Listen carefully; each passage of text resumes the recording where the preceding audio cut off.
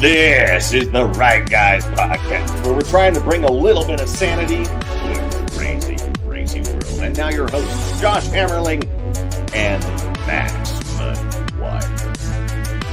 Welcome back. Another edition of Right Guys Podcast. Max McGuire here with Josh Hammerling. We've been going Wednesday, Friday, but I messaged you over the weekend, said, Josh, can we do a Monday one?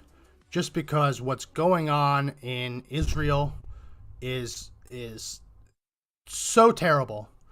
I didn't think we could wait until Wednesday to talk about it.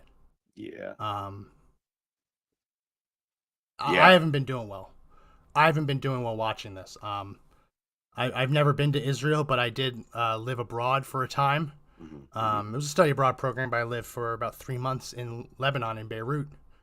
And it is heartbreaking to see the videos coming out of Israel, because I've been to towns and villages that look just like that, just across the border into Lebanon. And it's very harrowing to watch that and realize that I've met people who live in villages like that. And it's crazy. I was talking to you before we came on. There were a lot of videos I was going to pull, but I didn't think I could do them justice with blurring out what needed to be blurred out. Really barbaric stuff. Beheadings involving children. The practice of taking someone's phone. Hamas terrorists running into a village, taking their victim's phone, logging into their social media, and live streaming their own assassination. That happened during all of that. An elderly woman, too frail to be taken hostage, just burnt alive in her own home. Oh my God. Are you serious? I hadn't seen that. And you know what? What's crazy is, out of all of this, the thing that started, actually made me cry, was seeing a village of them just shooting a dog. And like, it's like, I just watched so much brutality and horror. I didn't expect what would actually bring me to tears was watching them just indiscriminately shoot a dog. This isn't like war, Max. This is like a cleansing. It's disgusting. The act of it was like an ethnic cleansing. That's what it is. Yeah. This is pure barbarism. This isn't trying to go after somebody's resources or their stuff, their things. Maybe it is. I don't know. Maybe it's over land. I don't claim to know enough, but when you're going through and you're beheading babies and you're killing people because they exist, you know, that goes beyond the pale. I mean, I would spend every last resource I had fighting back if I was Israel at this point.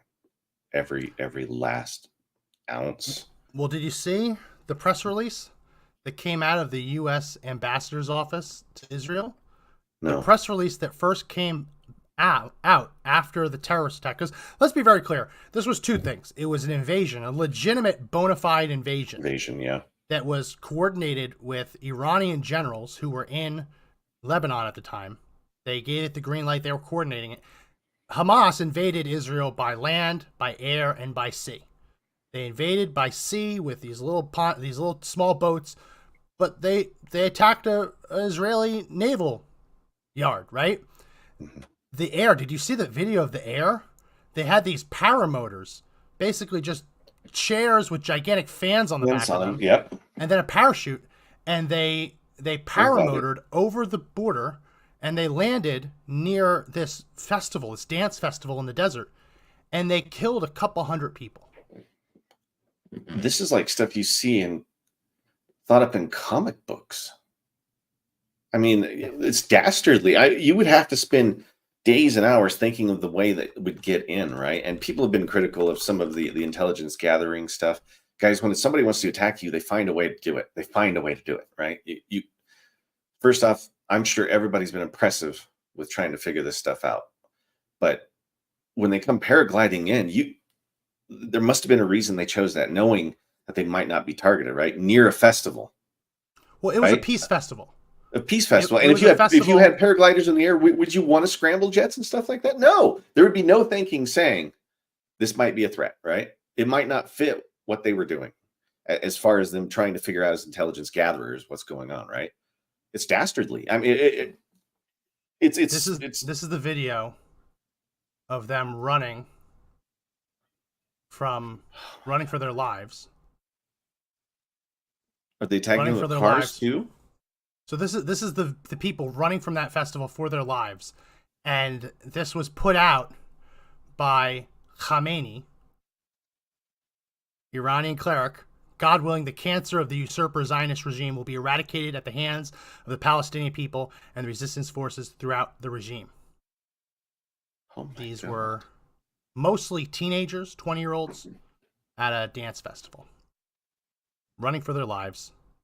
And you have one of the top people of a foreign country applauding the fact that most of them were gunned down. I didn't realize that he had posted that. Yeah. That's Twitter, I mean, good on Elon Musk. He has hidden the video. So I had to click through a couple things to see it. Listen, I don't like dehumanizing language, because we've seen through world history that the reason you dehumanize the other side is to make it easier to do to them what you'd be very uncomfortable doing to another human being. Yeah. And the U.S. has done that. World War I, World War II, the propaganda we put out against the Japanese, making them look like little mousy people, against the Krauts, making them look like monsters, to condition GIs to be willing to pull the trigger, because if you don't do that, human nature takes over and you become very hesitant just to kill someone else, another human being. So I don't like dehumanizing language, but there's very little humanity I can find in what happened. These weren't uniformed soldiers fighting the other side. This wasn't resistance, what we've seen from so many pro-Palestinian groups, basically trying to explain away this ethnic cleansing. This was barbarism. So I don't know how to describe it other than it's subhuman. And this is coming from someone who doesn't like using that language. Yeah. Remember, just last week, we had a conversation about how our government was using the same kind of language, right? And now it hit me like a brick. Just when I was here thinking about that, what I was going to say next, right? Like all this heavy stuff hitting me all at once. And it's like, we see it, and then it performs somewhere in the world, right? A thing that shouldn't happen like that anymore. I would think in our modern world, that such a thing wouldn't and couldn't happen, but it did.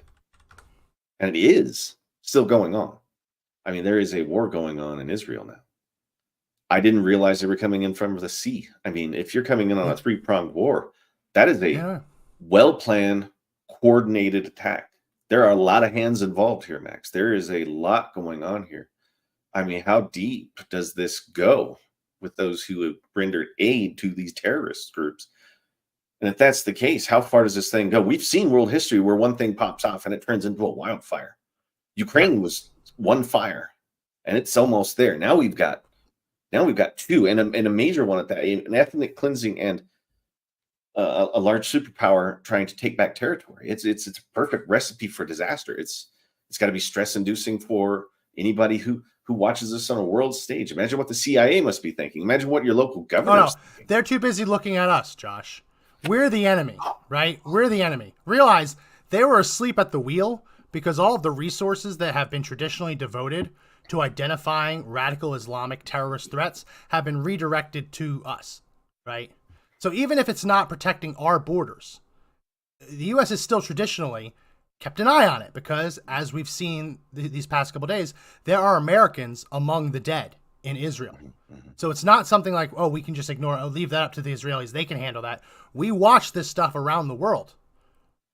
But under Biden, we've seen a radical shift away from prioritizing these radical Islamic terrorist threats, instead to going after the agave, the anti-government, anti-authority, violent extremists, aka MAGA voters. Yeah. You mentioned Ukraine. And I wanted to put something on the screen because we were talking about this a bit over text as we were preparing for the show.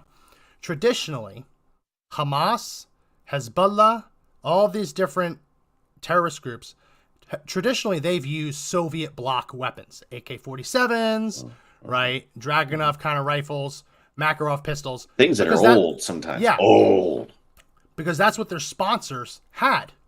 So they get weapons from Iran. What does Iran have? Iran has whatever they can buy from Russia, right? Russia. China, maybe. There's a trend in the videos that I've seen coming out of Israel. There's still videos showing that fighters are using AKs. But there's a disturbing number of videos showing both these terrorists and the Palestinian people at large wielding American weapons. Like, undeniably American weapons. I have a video, I showed it to Josh, but let me go ahead and put it on the screen, showing a celebration in Palestinian areas after this attack. And look at what this one person's wielding.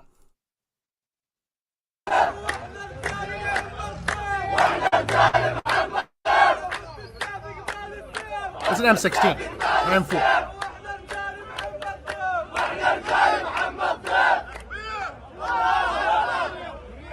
It looks like, yep, there we go.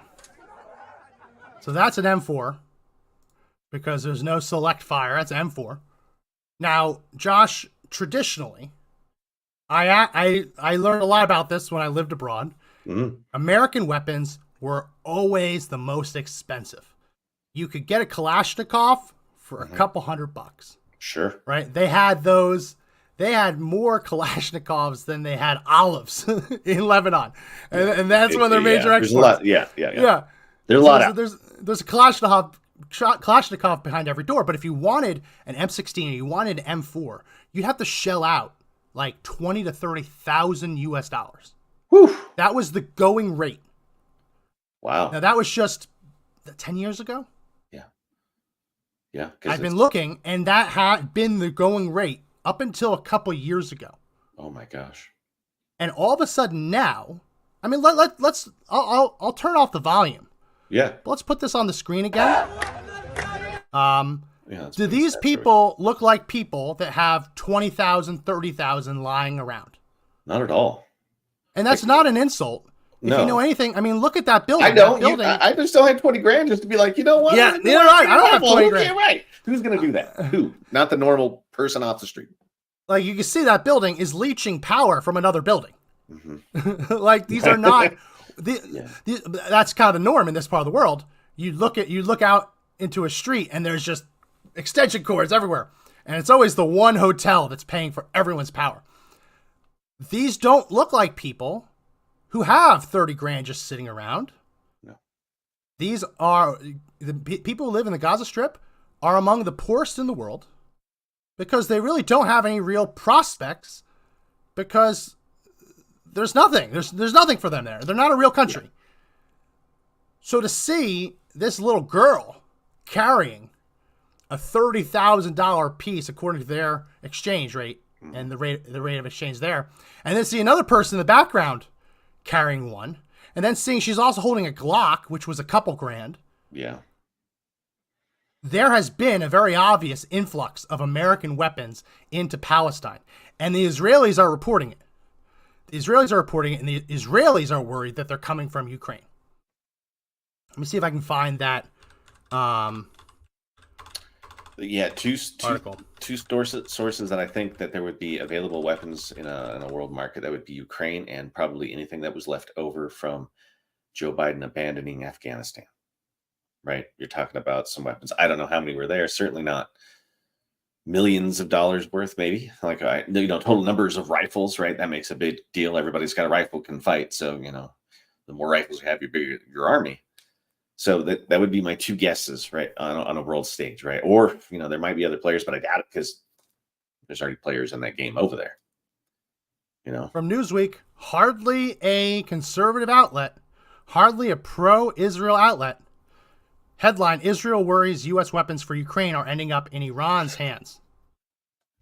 Why are they worried about that? Because they're starting to see them in the hands of Hezbollah and Hamas. and the PLO as a whole. So they're worried. They're doing raids. This is not, I'm not making this up. Israel for months have been raiding these terrorist compounds in Palestine, finding crates of American weapons. And it only started happening after we started sending weapons to Ukraine. So, now, the other side of it is it could be Afghanistan. Remember, we left $82 billion of military hardware. Sure. But that might be just another, that might be showing up later. I mean, where did all this stuff go and where is it coming from? They're getting their hands on these weapons. How are they being fed to them? Who's making those arrangements? Is anybody paying attention? I mean, I'm sure Mossad and some of the other organizations, I think they've got one or two more that are like really into that and figuring out where the stuff's coming from. I mean, I'm sure they're doing a fabulous job, because if not, they'd be attacking all the time. So where are these weapons coming from? How are they paying attention to who's bringing it in? I mean, if there's a direct connection to American weapons coming out of Ukraine, then Joe Biden has indirectly funded terrorism abroad. Yeah. We already did that in Afghanistan, didn't he? So now twice? There's 4 ways that they can come in. They can come in from Lebanon. They can come in from Syria into the Golan Heights.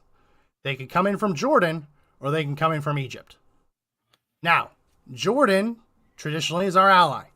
Doesn't mean that they're beyond doing something like this. Right. Doesn't mean that they're beyond turning a blind eye while another organization does something like this. And everything that enters the West Bank, a lot of it comes from Jordan, right? But if you look at Gaza, there's really no surprise where Gaza's getting its weapons. It's getting it from Egypt. Yeah. I mean, it's possible that stuff could be smuggled in from Lebanon or Syria and then get trafficked along the entire length of Israel down to Gaza. But more likely than not, this stuff is coming in through Egypt, through tunnels, or being smuggled in from the sea. But even that's harder to do. Yeah, I think it'd be really hard to do it via sea. Now, it doesn't mean you can't get small boats out there and start doing it. But, there might have been like a really a mass effort if you have lots of little hands moving in 1 or 2 rifles at a time. Unless they are coming in crates. And if they're coming in crates, I mean, they're coming in by the truckload, right? Well, they have truckloads of weapons showing up, right? They have pretty serious tunnels. These aren't like little rat tunnels. Yeah. They have a pretty serious tunnel network. Yeah, little trucks. Some of those little Japanese trucks, maybe. Yeah. But you could truck in a lot of hardware. A lot of tonnage can come in, right? Guns, ammunition, medical equipment, food, people, right? I mean, you could have just...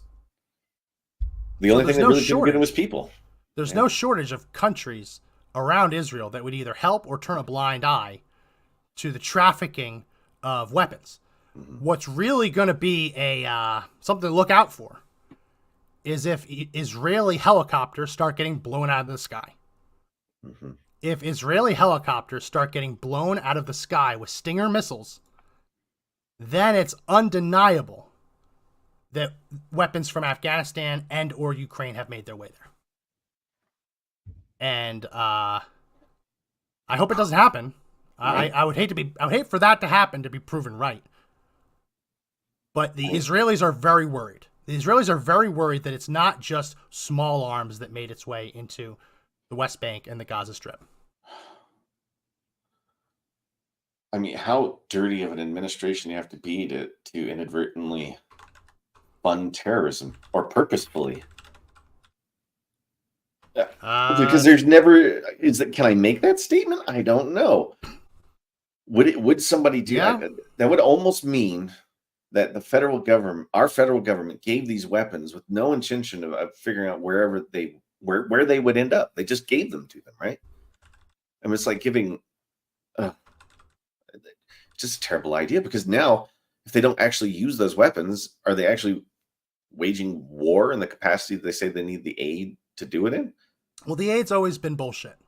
Let's just call it what it is. The aid's been bullshit.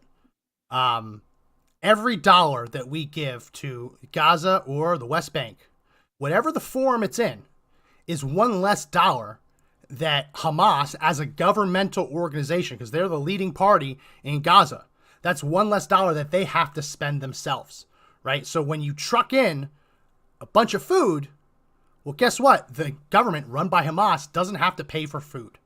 What do they get to pay for?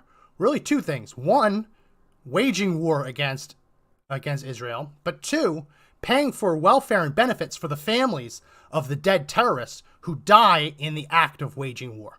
That's a huge expense for the Palestinian Authority in the West Bank, as well as Hamas in Gaza. If you are the parents and your child dies fighting jihad against the Israelis, you get it's like J.G. Wentworth. You get your cash now. And there's a huge amount of money that goes into funneling funds into those families. So when you give them food aid, yeah, we all want people to not go hungry, but you're alleviating the responsibility of the local government to provide that food. When you give healthcare funding, yeah, we don't want people to get sick, right? But you're alleviating the responsibility for the government to pay for that healthcare. We sent them COVID funding, Josh. Do you really think that they use that money to fight COVID? Just be honest. Just be honest. Incentivizing jihad? No, of course not. It's incentivizing jihad. We send money for education. Josh, what do you think they teach in the textbooks? Destroy America, destroy Israel. Bingo. K through 12. Every sentence. Every grade, the Palestinian Authority's textbooks glorify terror and anti-Semitism.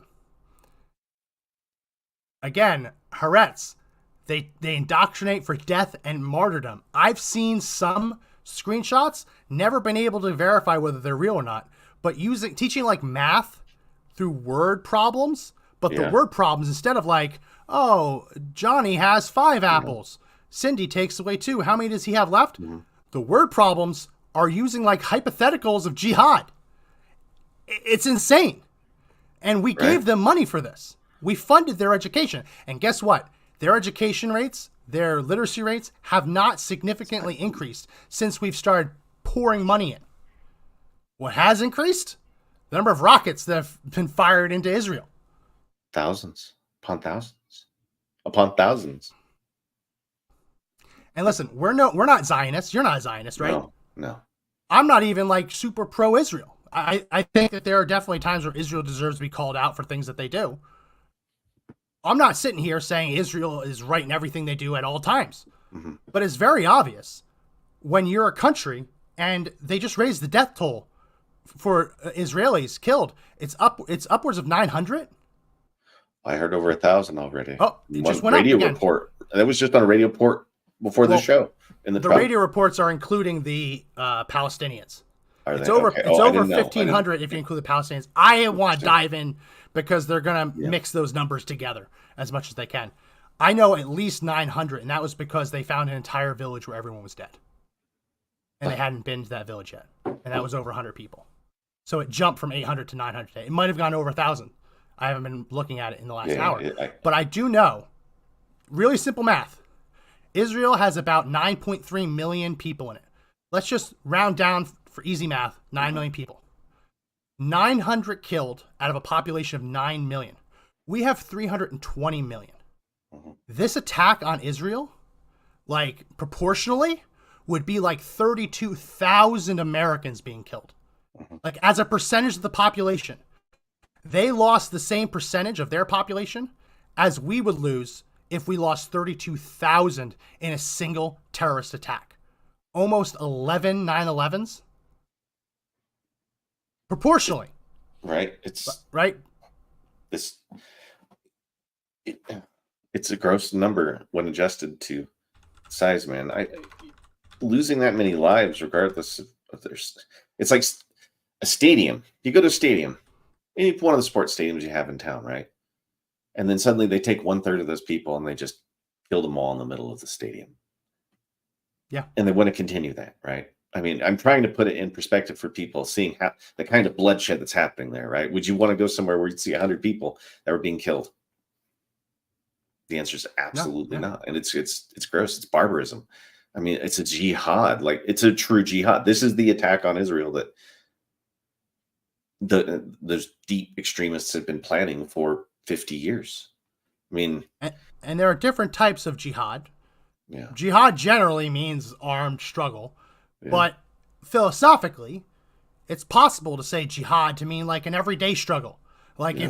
if you are trying to avoid vice, like if you're a habitual gambler and you're addicted to gambling and you're a Muslim and you say I'm not going to do that, that's your jihad, that's your struggle, right? So it's possible, at least philosophically, for it not to be violence, but it sure as hell seems to be all violent these days. Um, as we're talking about just the barbarism of this, did you see the original tweet that the U.S. Embassy put out? I did not either. I'm at a disadvantage on this one. Are you going to shock me with this one too? Do it. Just Uh, go. Just go. Just go. Just go. It's too late. I have to not. I have to stop laughing because it's not funny. Let me just make sure it's in frame here. I just get nervous every time. They called on Israel to stand down. Israel just lost a 900 to 1,000 of its own people. That picture's unrelated. That's an ad that I paused. Yeah. Israel lost 900 to 1,000 people in a terror attack. And the first thing that came out of the U.S. Office for Palestinian Affairs, sorry, not Israeli, but it called for the Israelis to stand down and to not retaliate. Please don't resist those trying to kill you in this moment. We're walking through your areas and just wiping out villages with AKs, chopping babies up. That's Post unavailable. They deleted please it. don't resist. But here's the actual text. We unequivocally condemn the attack of Hamas terrorists and the loss of life that has incurred. We urge all sides to refrain from violence and retaliatory attacks. Terror and violence solve nothing. That was up. I would and not, they deleted it. That is that was up. Somebody went with that post. How it better? Oh my gosh! If I had, man, if I was running that organization, I'd be pissed. Take it down right now. Listen, imagine if this was just like a one-off. Imagine if this was an angry Palestinian driving up to a checkpoint and shooting a single Israeli soldier. Terrible. Can't do it. Bloodthirsty act of terrorism. But I could understand in that situation saying, Israel, don't bomb the shit out of Gaza just because of this one attack. Right. Calm down. Let's figure out if there was anyone else involved, right? I could understand. I could at least rationalize that response. But for this, where they literally invaded Israel by land, by air, and by sea, killing as many people as they could, as we explained at the start, beheading children, going in, taking victims' cell phones, logging into their social media accounts, and posting the videos of their own assassination so their friends and family could see them die live on camera. That's so sick, right? It's beyond barbarism, right? Because even the barbarians at the gates wouldn't do something like that. No, it's evil. Yeah. And to see that response from the Office of Palestinian Affairs saying, whoa, don't fight back, at a time when Israel didn't even know if the attack was over. We didn't even, they're still looking for these terrorists. Hey man, listen, this is an event. This attack was not meant to just scare Israel, right, into doing something like some of the random little bombings, or I say little bombings, but those smaller bombings that happen, right, that are meant there to terrorize. This was an event to try to take over the country. When you're attacked on 3 prongs like that, the intention is to kill as many of you as possible and then push into the cities. That's what they're hoping on this. So what's the next wave? If that's what I want to know. I mean, if this is just the first, this could just be the start. What else is sitting there waiting to happen? That's probably why they're bombing the ever-loving snot out of what? And we have some video. The West Bank. We have some Gaza. West Bank's being very quiet right now. Okay, they're being very quiet. And in fairness, the West Bank isn't actually that big.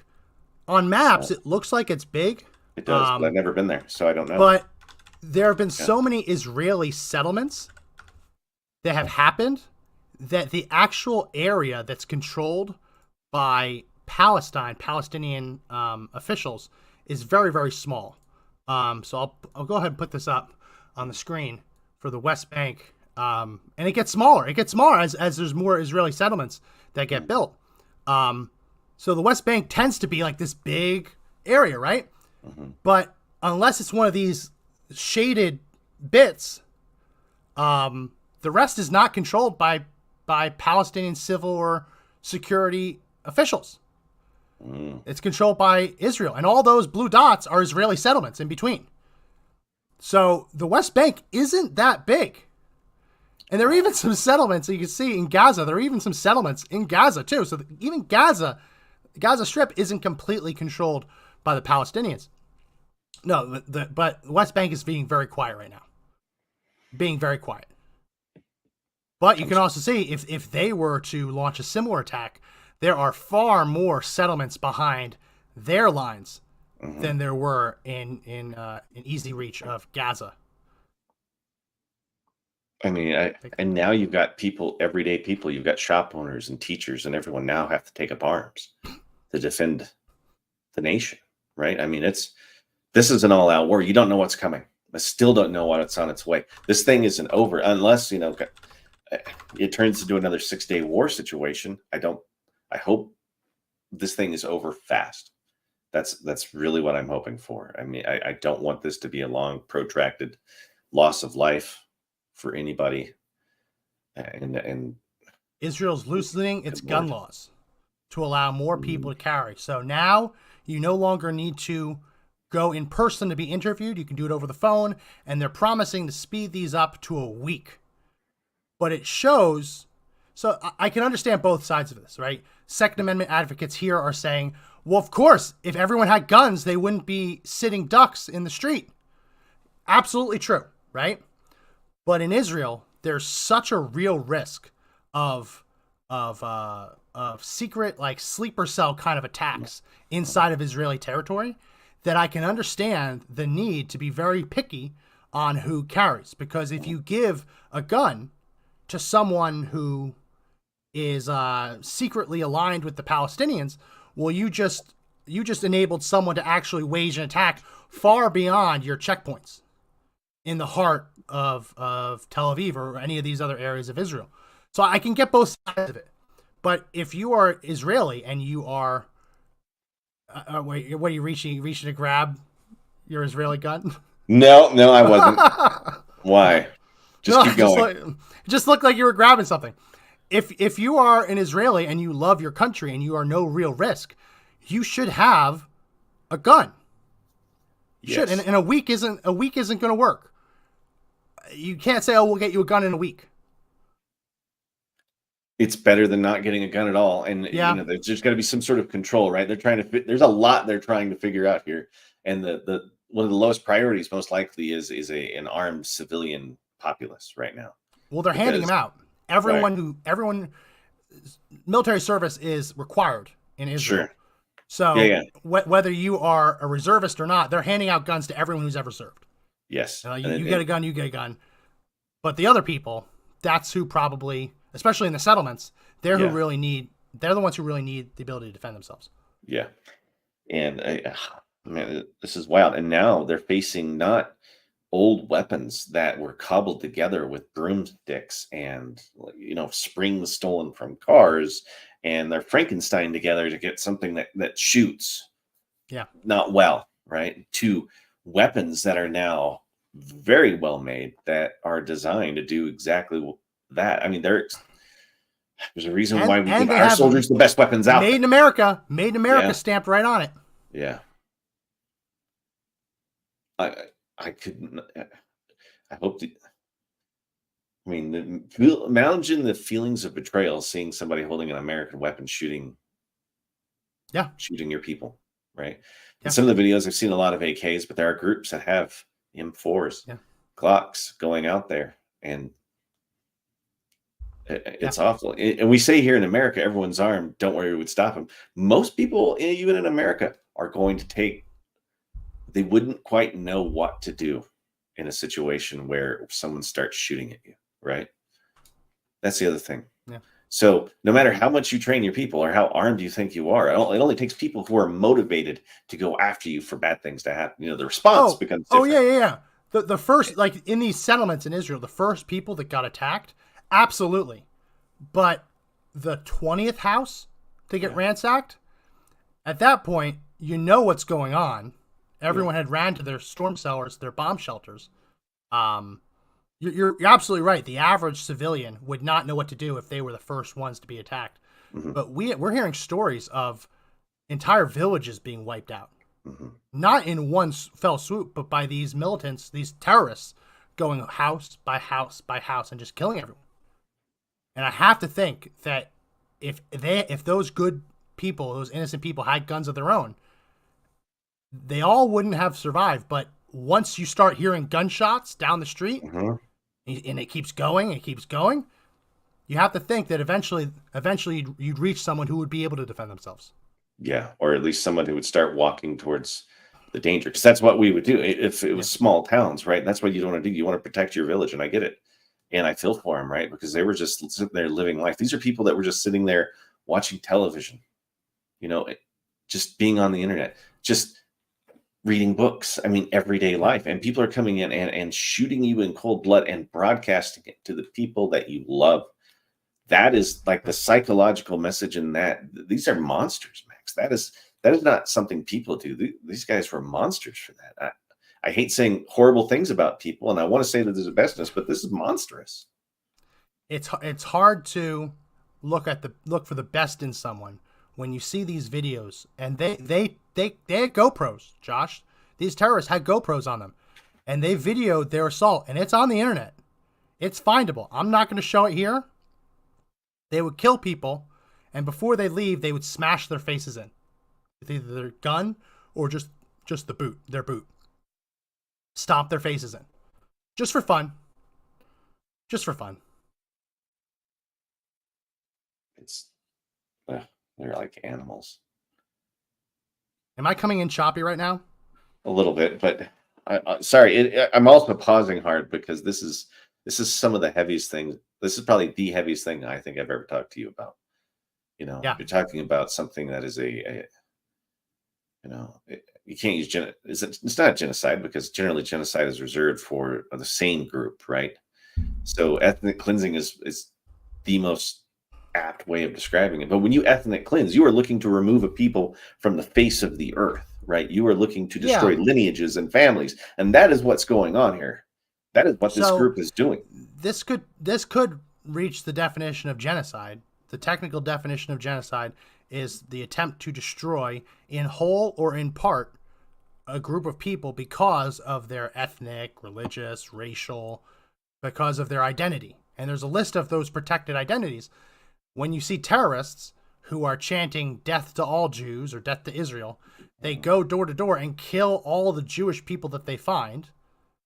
There's an argument that was genocide. Not because, it's weird because you think of genocide to be much larger, right?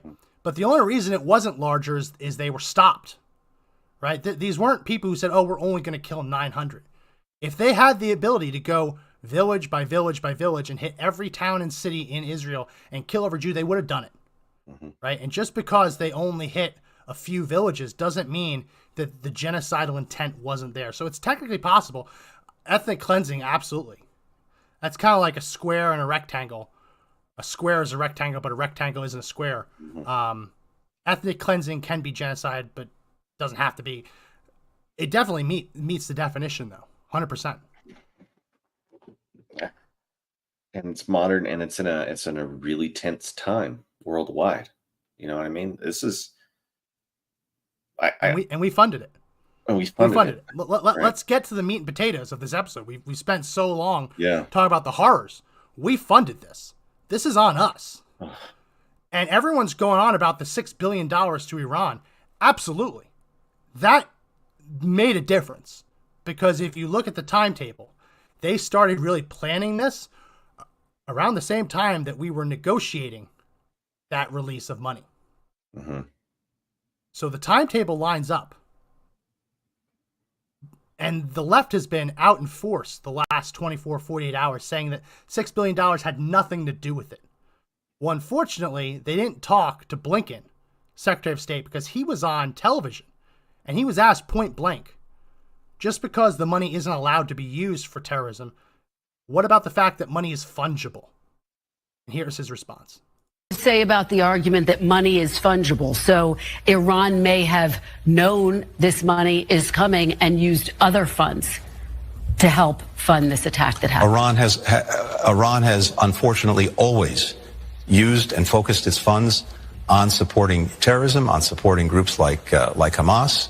And it's done that when there have been sanctions. It's done that when there haven't been sanctions. And it's always prioritized.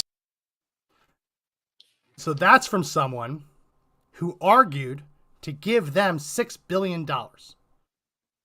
But he also said he knows that they always prioritize terrorism. So if you give Iran $6 billion of humanitarian food and medical dollars that can only go to food or medical supplies or humanitarian, well, that tells the government of Iran that they can take the $6 billion they were going to spend on food and medical, and you can earmark that to something different, because congratulations, the U.S. just gave us the money that we needed.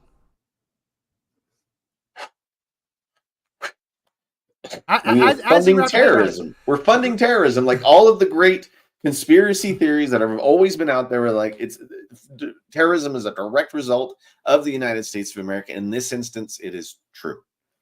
This is the hypothetical I use. Imagine there is a teenager. He has an apartment, and he doesn't have enough. He barely has enough money to scrape by for rent. He calls his parents up and says, "Hey, can you loan me $1,000? I need to make rent. It'll really help me out." Parents give him the $1,000 and say, "You can only spend this $1,000 on rent." So he takes the $1,000 and he spends it on rent. But then he looks back at his bank account and he sees that there was $1,000 there. So he goes out and he buys a television, brand new big screen television. Parents come over to the apartment, see the brand new TV, and flip out. They said, "How dare you? We told you only to use this money on rent." He looks at them and says, "I did. I didn't use one penny of what you gave me on that television. Every penny went to the rent." He can say that, and it isn't a lie. It's not technically a lie. But by using the money that he got from them for something he was already planning to pay for himself, it freed up that money for a stupid purchase. So he isn't technically lying. But the parents have every right to be furious at him, because it comes with an assumption that if we say don't use this for buying a new TV, that he shouldn't buy a new TV. If you're begging, "I need money," and we give you the money, there's an expectation that you don't then finance terrorism, as an example. Like, take this hypothetical and just apply it to terrorism. That's what Iran can do with that $6 billion. $6 billion is a lot of money they can move from humanitarian to sponsoring terrorism. Blinken admits that they've always sponsored terrorism. So why are we giving them the money in the first place? He's admitting that they sponsor terrorism. And if we give them money, they sponsor terrorism. That's the quiet part out loud, I guess. So why are we giving them money in the first place? So why is the money happening? Why is it continuing to happen? Why are we still dealing with them? Why are they getting all of that prisoner exchange money? Why are they getting hundreds of millions of dollars for other things? It was their money. So it was Iranian money that was seized from illegal kind of oil sales. So it had been seized and kept frozen. So it was technically their money. But we also had every right to freeze it and keep it away from them. And to say that we know they're going to use it on terrorism, but we're going to give it to them anyway, and then pretend that didn't happen, is insane. Right in an election year. And all the have you been to some of the conspiracy sites that I've read that? Because I've already started filling that to see what the people are saying. And, everyone, the stuff that keeps coming up is that they've been blaming Trump that he would do such a thing.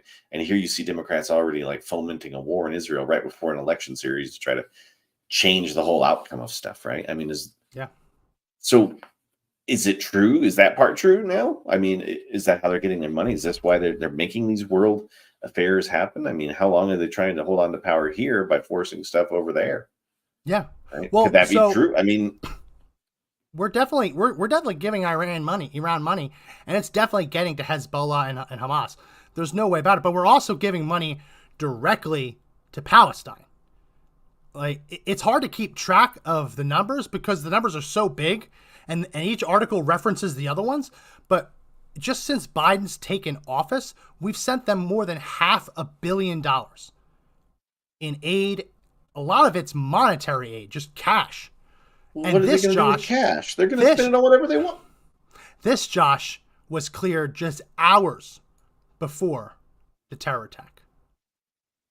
The Biden administration used a loophole to grant an emergency release of $75 million of aid just hours before the terrorist attack. Bypassed Congress, figured out a way to do it without Congress, pushed it through. Just hours. Josh. That's so coincident. Like the coincidence. Is it a coincidence? I mean, if you're an investigator, you never, ever, ever believe in coincidence. You don't. You don't. So, 2021. 2021. 2 years Biden ago. administration restores $235 million in aid to Palestinians. Some of it's food, yes. Some of it's medicine, yes. A lot of it's just cash. And Trump had blocked this. Trump shut it down because he looked at the books that they were printing with our education funds, and he was seeing death to Israel, death to America. And Trump, the supposed Nazi, according to the left, didn't want American taxpayers funding textbooks with Nazi messages, with anti-Semitic messages. Wasn't there some kid who had a picture of himself in Times Square holding up a Nazi symbol on his phone? That is the one picture I've seen today. Yeah. So it's here, and I don't have that ready, but yeah, I've seen it. Wow. But we're not even done. Cash. If you gave a kid cash, what if I gave some random person cash? What do you think they would do with it? Whatever they want, right? Yeah. For the most part. Not even done. Wow. 2022, 316 million. It's a different year, new year. 316 million to Palestinians. So it's $500 million-ish in just $500 million just in the first 2 years.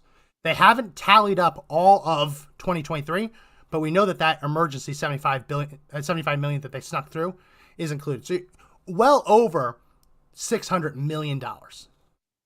So the influx of cash for all of these groups to start operations against Israel, essentially get their money at the start of the Biden administration, has been funded by the Biden administration. Is that what I'm getting at here? I mean, it's what I'm starting to pull from this.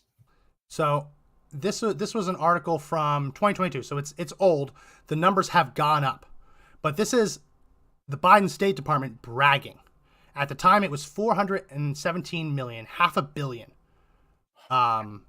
including 417 million in humanitarian assistance, 75 million to support USAID, that's mostly food, $20.5 million for COVID and Gaza recovery assistance. It's 20 million of just 75 in economic assistance. That's just money. That's just money. What do you think they're going to do with cash? 45 million for programs to support security sector. What do you think happens if we give the Palestinians $45 million to support their law enforcement? Do you think that it goes to law enforcement, or do you think it goes to paragliders, paramotors used to invade Israel? That's the ultimate question. Right. I don't know if it's possible to train a Palestinian Hamas police officer and not simultaneously train terrorists. I don't know. Apparently it is, according to the State Department. I doubt that. I highly doubt that. Well, I got to imagine that's how you get yourself a really nice M4 and a Glock to put in the hands of what looked like an 8-year-old kid. Yes. UNRWA. So here's additionally, $100 million directed to the Nita M. Lowey Middle East Partnership for Peace Act for the first 2 of a 5-year commitment to strengthen people-to-people engagement between Palestinians and Israelis. I don't know what that means, but I don't think that $100 million did a whole lot of good. Can we stop those payments? If we say we just dumped $100 million to strengthen the bond between the Palestinian people and the Israeli people, can we hold future payments, Producer Josh? Can we hold them and just maybe take a step back and admit that didn't work? Or do we have to do the next 3 years of funding? Well, now I know where they got the pallets of cash to buy all the M4s and whatever other vehicles they were using, because there were some pretty nice cars that were being used by them in some of those videos. Yeah. Some pretty nice cars. So where'd they get all that money? It was just straight up cash. It's just straight up cash. And if you give groups like that cash, they will buy whatever is on the black markets, because there's a black market everywhere. I don't care where you live. if you know the right people, they have the toys. Yeah. I saw one video of the Hamas terrorists driving a Jeep Wrangler that was nicer than mine. It's no problem. I don't. People can have nicer cars than me. It's just a little weird to have this country inside a country that you're told is just so poor and so impoverished that they need all this aid money, and they're driving around like $100,000 Wrangler. Yeah, as they're shooting Israeli civilians indiscriminately. Because I'm not aware of there being a Jeep dealer anywhere inside. No, it's super expensive to export you know what I mean? those things. Yeah. Yeah. It's got to come in from somewhere. Yeah. So, and who's doing it? Who's facilitating all these sales? Imagine all the spider webs that were secretly at work to make this happen. I mean, this has a smell of state level funding and planning. So who's the big state behind it? Who's helping fund this? There's got to be pallets of cash everywhere for them to use. You know, where are these resources coming from, and how are they being utilized? And it's going to be a task. Wall Street Journal: Iran helped plot attack on Israel over several weeks. So we know that. Listen, this guy, whoever, I can't read it right now, whoever the general is who coordinated this, his days are numbered. Yeah. Mossad will get him. Yeah, they will. Like, if you stick out as one person who's responsible for the killing of Jews, Mossad will hunt him to the ends of the earth. It might not be tomorrow. It might not be next month. It might be 5 years from now. But he's getting a bullet in his brain. So he's gone. I mean, he's already dead. He's just walking around on borrowed time. He will not die of natural causes. Let's just put it that way. No. But we know that they're doing this. And talk about the intelligence failure. If we didn't know about this, well, what do you think's worse? That the United States didn't know about it, or that we knew about it and didn't warn Israel? Because one of those two things it has to be one of those two things. If it's the latter, then I would have to say this is the most anti-Israel administration that has ever existed. If the first one happened, they have found a way to subvert the way we sniff. So that certainly means that there is something missing in our collection of data for that. And it could be that we've just turned a blind eye to it because we're too busy looking at ourselves and not the real terrorists in the world.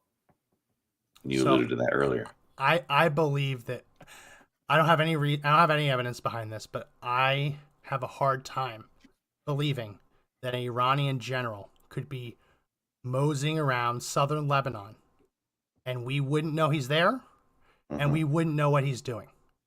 I applied to work at a 3-letter agency after leaving college, and because I lived in Lebanon, they dispatched FBI agents to interview the people who owned the apartment complex that I lived in. Right? I had to give them references. And they sent out their guys on the ground. They already had guys. It's not like they flew them there. They sent them out to verify that I lived there, right? I have a hard time believing they would jump through the hoops to verify the facts about the time I lived in Lebanon and have them not know that one of the top-ranking Iranian generals in charge of the Islamic Revolutionary Guard just happened to be in southern Lebanon and happen to be planning something. I just don't believe it. I don't believe it. And then we get to the really uncomfortable truth that if we knew about it and didn't tell Israel, that's a really uncomfortable thing to talk about. That would ruin American-Israeli relations for the next 1,000 years. There would be that's coming back from that would be tough. And I don't think our administration would do anything to solve that. It just wouldn't. If the evidence exists, it's already been destroyed. Yeah, it's gone. I mean, Max, part of me wants to think that there's something going on here where there's been suppression of enough information, I'm hoping, because if we didn't know about it, there has to be something that was outsmarting us, and at least our systems as that was happening. And that's where my big fear of AI starts coming in.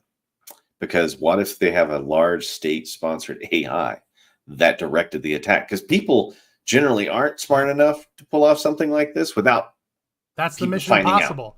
That's the latest Mission Impossible movie. Are you serious? Yeah. Oh, you didn't see the last No. one? Oh, Are you gotta serious? see that before you see it's an AI Spoiler! that goes AI that goes rogue. They tell you that in the coming attractions. So yeah. Oh. Yeah. But I mean, that is a push, Yeah. right? That is something that people are doing. All you have to do is be smart enough to fool systems. Ask how this happens. Ask what I would do here. And then you just have to act on it, right?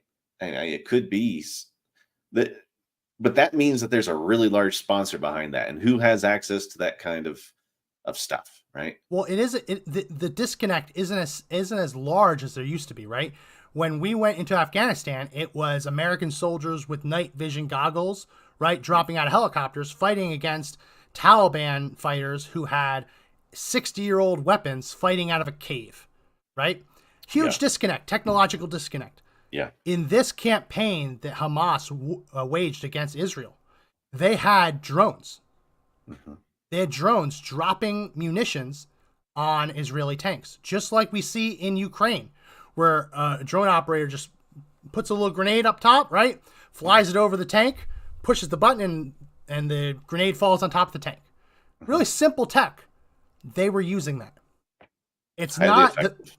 the barrier to entry isn't as serious as it used to be, right? You can have a DJI drone and jerry rig a grenade dropper to it. Mm-hmm. You can. Yeah. I mean, And what's that put you back? A couple $100? it's cheap. And you get to go blow up a $23 million tank. Yeah. Maybe more, $45-50 million. I mean, it is changing the face of modern warfare. You know, the large vehicles that are invading countries, just they may not survive it. Those who know how to start coping with the swarms of drones and the smart AI that's out there is going to win this battle. And that's why everybody's fighting over it. I mean, there's planning on a level here that is not precognizant, but there's outcomes that are being played out that I think someone behind there's someone behind this that's doing that. They've rolled the dice, right? Yeah. And whoever they are, I mean, they've got Ukraine in the pocket. Now there's Israel. I mean, I'm just waiting for the third one to pop up somewhere, you know? Yeah. South American country, Latin America. Before we end, I wanted to play something that this is the new narrative that's being pushed. Israel ordered the water, power, fuel deliveries, and food deliveries to Gaza to be shut off. And leftists on Twitter let me play the video. This is the Israelis shutting off the water to the Gaza Strip. They're claiming that this is a war crime. No, it was the Oslo Accords signed in the early 1990s, where Israel agreed to provide utilities for the Gaza Strip under the promise that the Gaza Strip wouldn't attack Israel. Right? Imagine, Josh. It's hard to even imagine a situation where you could be at war with a country and the talking heads are chirping, oh, you have to keep giving them water. Oh, you have to keep giving them fuel. You have to keep giving them electricity. These are Israeli power plants. They're saying it's a war crime. That a country, not a nation, that's not really a country, a nation can go to war against another nation. And that other nation has to still keep providing them free or almost free water, power, fuel, and food. Was it a war crime when they were harming those children? Yeah. So I'm trying to compare the two severities here: losing your water versus a village of people exterminated. Yeah. And this is what the leftists focus on. You're worried about the water for a group that is. Well, you don't know how deep the terrorists' cells run, huh? You turn off the water, it's going to get bad very quickly. Oh yeah, if you turn off food, water, like all of that, it's going to get nasty, and they're going to try to get out. I don't think that Israel is under any rush to go in. No. Like if you're going to turn off the water, why not wait 2 days, 3 days? right? It seems much like a much better military strategy to fight a bunch of hungry, thirsty people than not. I mean, if you're going to turn off the water, don't rush. Right. But that gets mean and cruel because you're really not supposed to lay siege to a civilian population in war. You're not supposed to. That is a war crime. So it's the balancing act, right? I don't know. If they still have access to water and food, that means they're being supplied somewhere, and then you have to start crippling off the supplies. And figure out where they're getting the water from. That's where they're the- getting the rockets from. That certainly is where I would start thinking, right? Because they'll have to start feeding that war machine. And let's be honest, they're at war, so the machine must be fed. They must have the fuel. So either they're sitting on stockpiles upon stockpiles, which would be a real security leak. But Just wanted to show some of these videos. I want to show you some stuff that I found really interesting. Yeah. You can tell when there are secondary detonations, like right there. Yeah. What do you see in this still frame? I see fire coming up from an explosion that's already occurred. So two of those explosions look very similar. One looks very different. And that one that looks very different, it almost looks like a fireworks stand got lit on fire. Mm-hmm. And it's shooting out in all different directions. But it's also a different color. Yeah. Which tells me it's brown, like dirt. That suggests to me that it hit a cache of weapons or ammunition or explosives that were underground. Because when they went off, that created a different shape and also a different color dust plume because it's dealing with not just concrete and explosives, but dirt. Yeah, there's a large transmission of energy that came out of there. Look at that other secondary explosion inside of there. Boom, boom. Yeah. You see it. That's not the bomb that they dropped. That looks like a firework on 4th of July, like a petal blossoming. That's not the bomb. That's whatever it blew up. Max, this is so intense. So you know what really hit me today about this whole thing? Mm-hmm. I thought to myself, I remember sitting in history class as a kid, and we talked about some of the Israeli wars, right? And the ones that always get listed is the Yom Kippur. Then you got the 6-day war, then the Yom Kippur War. This is the next one in history. This is how pivotal this moment is, right? This is changing of the pieces on the chessboard of the world order. Yeah. No, it is. And what's important to remember is that every time Israel has gone to war, their enemies, which more often than not have been the entire Arab world, the goal of their enemies has been to push the Jews into the sea. Mm-hmm. Happened in the 1940s, happened in the 60s, 70s. If Israel had lost, they would cease to exist. And every time that they've won the war, like any other country, they've took territory. So they took the Golan Heights from Syria, right? They started settling in the West Bank after one of those wars. And when you hear the other side say, "Oh, we want Israel to return to the 1967 lines," what they're arguing is that for Israel to give up the territory it gained by fighting a war against the entire Arab world, that it won, but if it would have lost, it would have been pushed into the sea. And they want to return to the lines that would have made it possible to push them into the sea. It's stupid. Yeah. They'll never do it. Wow. They'll never, ever do it. Well, I'll keep looking for more video clips. The ones at night are really cool because you'll see bombs drop, and then all of a sudden it'll look like a firework. Yeah, they go off again. Yeah, like, boom, it'll boom, look boom. like they just blew up a firework factory because things are just shooting everywhere. And you hear from Hamas, "Oh, that was a preschool." No, it wasn't. That Or was you your bomb stored factory. stuff in a Or you did preschool, because they'll do that. I mean, there'll be Yeah. a preschool right next door, right, on purpose. I will remove that. Sorry. Before one more thing, because I did get ready for this Yeah. when you mentioned that. Yeah, well, you're looking for that. But think about all those explosions that are happening. Look at how many caches they have discovered. How many times they have to blow something up, right? I mean, a mosque right across from a school. Yeah. So that little bullseye target is where they were storing, I believe, rockets, like shooting rockets from. You can see it's feet away from a mosque, but also just 115 meters away from a school. So the goal is to fire the rockets into Israel from this little stretch of land in between a mosque and a school, so that when the Israelis drop the bomb, it blows up the mosque, blows up the school, and then they can go in front of a camera and say, look at those bad Israelis. They just blew up our mosque and blew up our school. How terrible of them. When in reality, it was the Palestinians who decided to wage war from a mosque next to a school. Wow. Wow. And it's full of situations like this. Yeah. Like, you hit a residential building. Where do you think they were firing rockets out of? Right. I mean, it's where they've set up. It's where their base of operations are amongst the civilian populations to push that narrative. Right. I mean, that's the whole point. They're playing the psychological game. They're playing the war game. They've got this attack is war, man. Yeah. This one's serious. And if it continues, and if Sorry, anybody comes to their aid, that's the other thing. Are there any other players that start walking in to help the Palestinians, to help liberate them? Right. Hezbollah in the north. And Iran. they could roll in. Yeah. Yeah. This is the other thing to remember, right?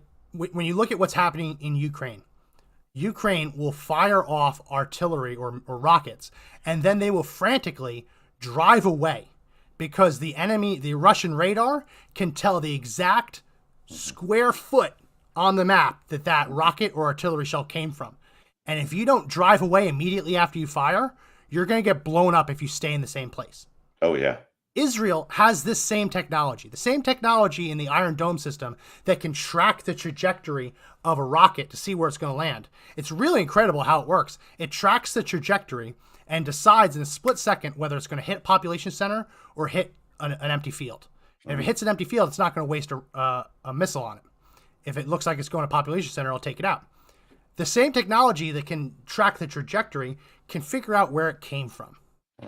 And when you see a rocket firing from the same spot a dozen times in a night, they're not even bothering to move it away. Israel knows exactly where it's coming from.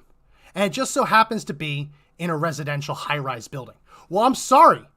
If you live in the Gaza Strip and you elect Hamas, a terrorist organization, to govern over you, and you allow Hamas, a terrorist organization, to fire rockets from your building, and you ignore Israel saying, get out now, we're going to blow up every spot where there are rockets, and you decide to stay instead, as heartbreaking as it is to see collateral damage from these strikes, you have to think that these people should have known better.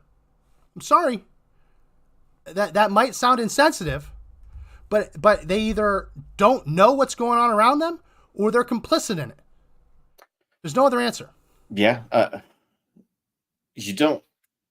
Most people who live there probably know who the terrorist friends are, at least those people that are leaning that direction, right? If you're living in that same building. And think about it. They're the monsters that are setting up in a residential area to do this. They're attacking the people that live there and the people that they're shooting the rockets at, right? They just don't realize that they're being victimized by them. You know, I hate to use that word, but it's true. I mean, they'll set up anywhere and they don't care who dies because they want to use it as something to display in front of the cameras. Yeah. And that's the barbarism that you're facing here. These people, from what I've seen, have no respect whatsoever for human life. I've never seen anything like this, Max. This is an earth-shattering moment for the world. Well, as we get ready to leave, I just want to debunk a little bit of falsehoods. There's this church that was built 1,600 years ago, and Hamas is claiming that it was destroyed. The church has now posted on social media that everything's fine, they're fine. But it's remarkable. Go on social media. If you're watching this, go on social media and look up the Church of Saint Porphyrius, Porphyrius, and look at the who's who that were posting it was destroyed. And you can see the propaganda network in real time, how they went out and they pushed this propaganda before the church could actually debunk it and say, no, we're still standing. These were people that were out on social media trying to get Christians to turn against Israel defending itself by arguing that they were destroying historic churches when it wasn't the case. I looked at it this morning and I could just see it. It's the same propaganda network we saw on like Telegram after Russia invaded Ukraine. And we still see it to this day, right? Pushing falsehoods to try and get American conservatives to turn against certain things. It was just bonkers to see it in person, in real time. But we're out of time. We're a little over. Anything you want to end with, Josh? Man, again, this one just grabbed me so hard. It's a pivotal change in history. I mean, this is those unfortunate things that will be in history books, and we have no idea how it's going to play out. It's still going. It's unfolding in front of us right now. So it's scary stuff. I saw someone on Twitter saying we should bulldoze Gaza and build a giant Buc-ee's. And wow. I can get behind that. We can make the brisket kosher. We could do it. We have the technology. Mm-hmm. We can do it. I mean, let's figure it out. The biggest Buc-ee's in the world. We'll call it New Buc-ee's. Yeah. New Buc-ee's. What do you Kosher think? brisket. I've never been to a Buc-ee's. So that joke went right over your head. Well, I knew what a Buc-ee's is, and I know that people who love Buc-ee's. Now you sound like a Buc-ee's person. You don't know. You don't know. I went to Whataburger based on your recommendation, and I was like, I can't speak to Colorado Whataburgers, but you don't know what Buc-ee's is until you go to a Buc-ee's. I've seen the shirts. I'm going to find out someday. I'm going to go down there because we're going to a Buc-ee's. So it's the only gas station I would say eat the brisket. That's incredible. I can't wait. No, it has great food. It has great food. Really? Yeah. Okay. Fine. Yeah.